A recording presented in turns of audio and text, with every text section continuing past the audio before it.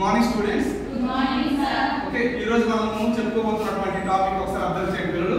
Already మనము previous class లో cost of debt capital అనేటువంటిది మనము చెప్పడం జరిగింది. అయితే దీంట్లో ఈ రోజు స్పెషల్ గా మనము ఒక కొత్త మెథడ్ ఏంటంటే cost of redeemable debt capital.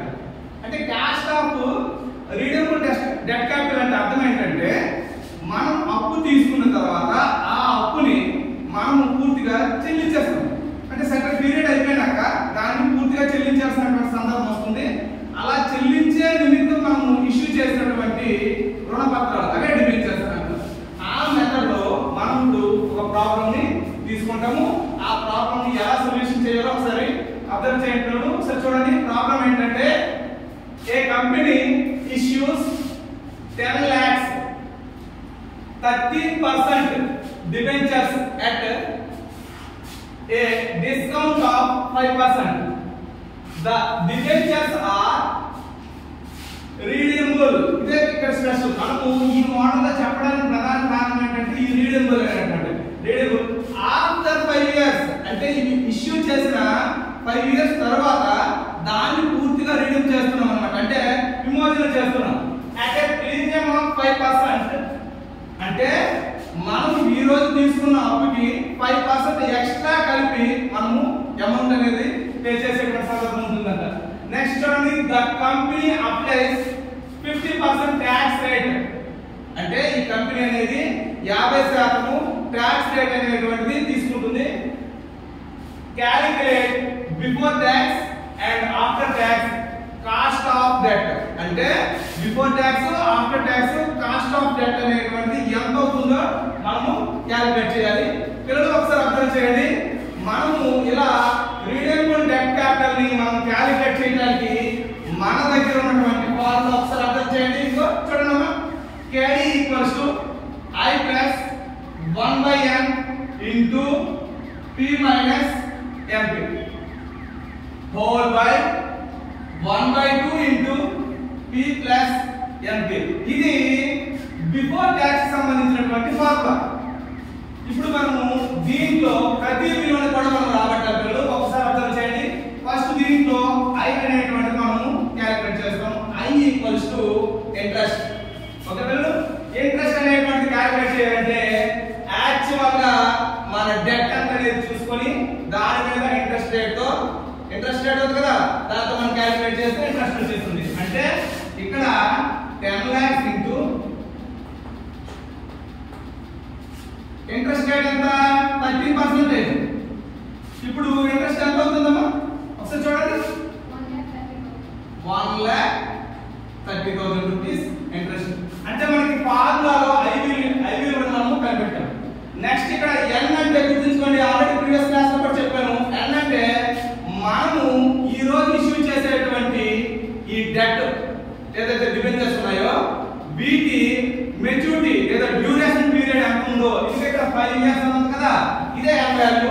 Special గా ఇక్కడ రాయను, డైరెక్ట్ ఫార్ములా అప్లై చేస్తాం. నెక్స్ట్ ఇక్కడ మనం ఫైండ్ అవుట్ చేయాల్సింది p. గుర్తుంచుకోండి. ఇక్కడ p అంటే ఏంటంటే ఇక్కడ ప్రెజెంట్ మనము ఈ డెట్ ని మనం రీడింగ్ చేయడానికి ఎంత అమౌంట్ అయితే పే చేస్తామో దాన్ని ఇక్కడ క్యాలిక్యులేట్ చేయాలి. ఓకేనా. p ఈక్వల్స్ టు ఇక్కడ చూడండి 10 lakhs ప్లస్ అంటే 10 lakhs కంపల్సరీ పే చేయాలి. అడిషనల్ గా మనం ఇక్కడ రీడింగ్ చేసేటప్పుడు 5% ప్రీమియం తో చేస్తున్నాం. 5% ప్రీమియం కాబట్టి ఇక్కడ 10 lakhs అనేటువంటి మనకు ఎక్స్ట్రా అమౌంట్ ఇస్తామని చెప్పాం కదా. ఇదిగో 10 lakhs ఇంటూ 5/100 చేస్తే ఇక్కడ చూడండి. దీని నెక్స్ట్ ఒకటి వేస్తాను. 10 lakhs ప్లస్ 50,000. ఇది p వాల్యూ. ఓకే పిల్లలు, అంటే ఇక్కడ వేస్తాను చూడండి. 10 lakhs 50,000 అనేటువంటిది మనకు వచ్చినటువంటి p value. Next MP value అర్థం చేయండి ఒకసారి చూడండి. MP ఈక్వల్స్ టు ఇది అప్పట్లాగే నెట్ ప్రొసీడింగ్స్. ఇక్కడ మీరు కరెక్ట్ గా ప్రాబ్లం ని కనుక అర్థం చేస్తే ఇక్కడ చూడండి. 10 lakhs డిబెంచర్స్ ని మనము డిస్కౌంట్ రేట్ ఇక్కడ చూసుకోండి, డిస్కౌంట్ రేట్ ఇష్యూ చేస్తానని చెప్పాడు. ఎంత పర్సెంట్ డిస్కౌంట్? 5%.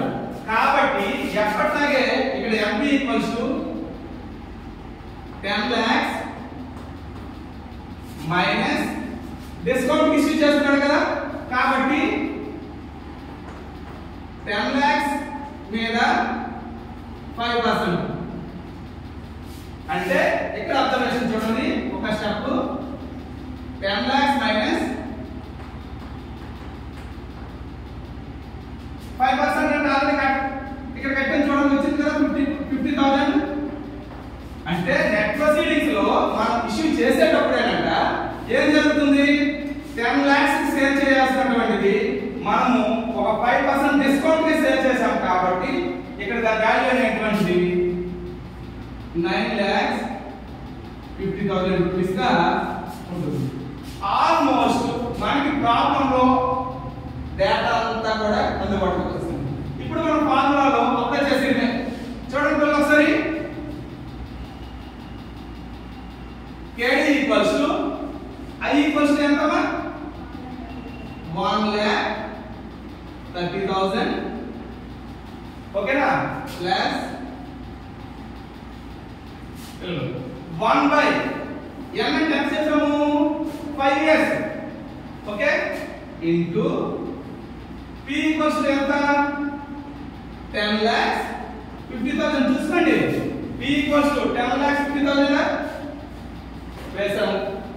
నెక్స్ట్ మైనస్ ఎంత వాల్యూ ఎంత 9,50,000 4 by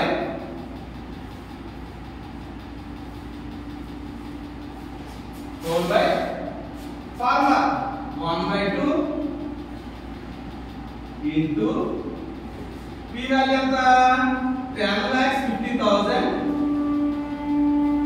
ప్లస్ MP వాల్యూ ఎంత 9,50,000 ఓకే. అంటే ఫార్ములాలో ఈ వాల్యూస్ ని మనము అప్లై చేస్తాం. ఇప్పుడు ఇమిడియట్ గా నెక్స్ట్ స్టెప్ ఒకసారి అబ్జర్వ్ చేస్తే చూడండి 1,30,000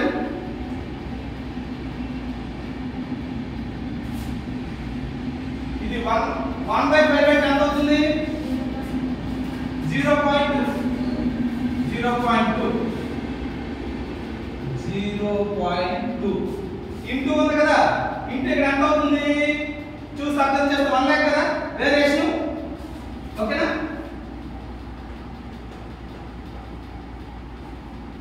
ఓకే ఫస్ట్ హాఫ్ క్లోజ్ అయిపోయింది. ఇక్కడ చూడండి, ఇక్కడ 1/2 అంటే 0.5. ఇప్పుడు దీన్ని ఈ రెండింటిని యాడ్ చేస్తే ఎంత వస్తుంది 20 lakhs.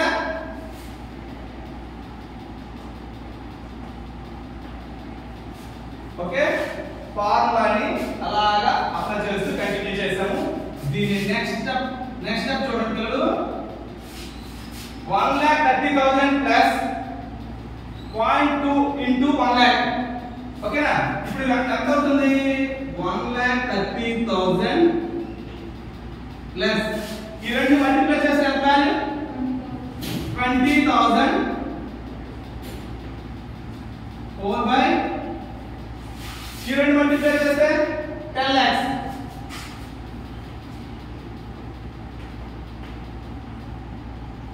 ఓకే.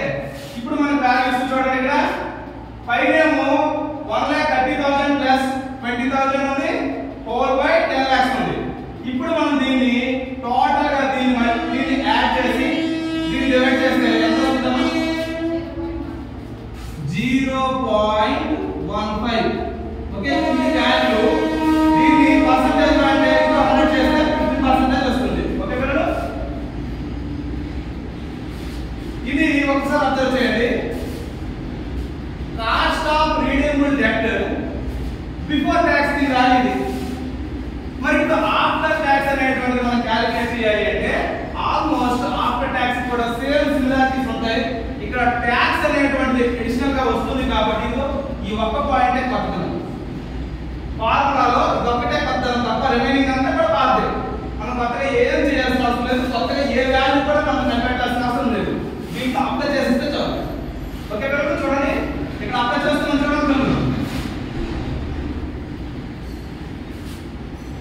జస్ట్ అబ్జర్వ్ చేయండి చాలు. KD ఈక్వల్స్ టు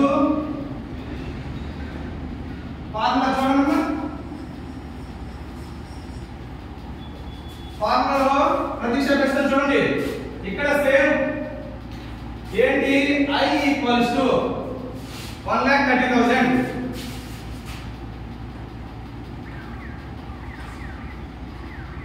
ప్లస్ కాదు ఫార్ములా ఒకసారి చూడాలి.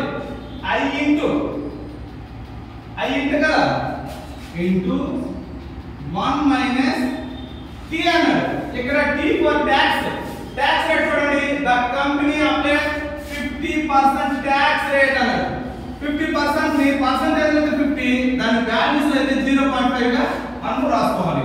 ఓకే 0.5 రాసుకున్నామా? ఓకే ఇక్కడ వరకు రాసాం. నెక్స్ట్ ఏముంది ప్లస్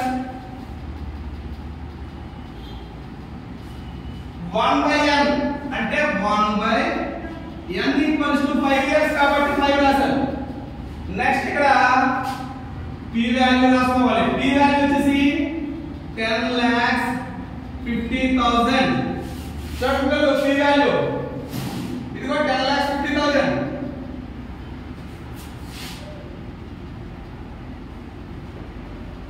వచ్చింది కదా. ఈ 10,50,000 మైనస్ NP వాల్యూ చూడండి 9,50,000.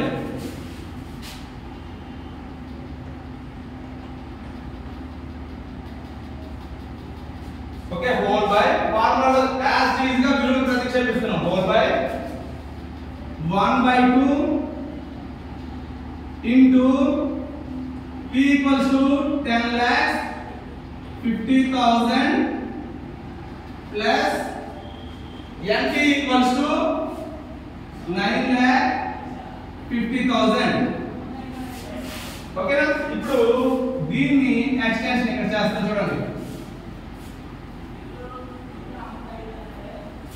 జస్ట్ అబ్జర్వ్ చేయండి ఒకసారి చూడండి. దీనికి సంబంధించి 1,30,000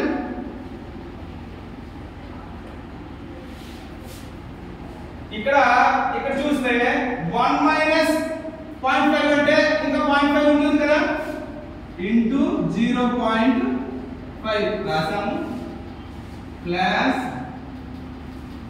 1/5 అంటే ఆల్రెడీ చేసే కదమ్మా 0.2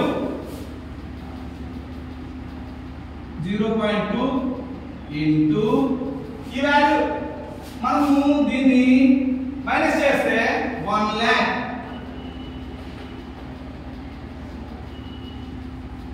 ఓకే పిల్లలు నెక్స్ట్ ఇక్కడ 1/2 ఈక్వల్స్ టు 0.5.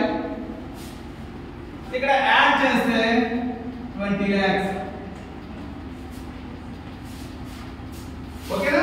దీని నెక్స్ట్ స్టెప్ ఒకసారి అబ్జర్వ్ చేయండి. నెక్స్ట్ స్టెప్ ఒకసారి చూడండి అమ్మా. ఈ రెండు మల్టిప్లై చేయాలి. చేస్తే ఈ రెండు మల్టిప్లై చేస్తే ఎంత వస్తుంది? ఓకే 65,000 ప్లస్ ఈ రెండు మల్టిప్లై చేయాలి కదా 20,000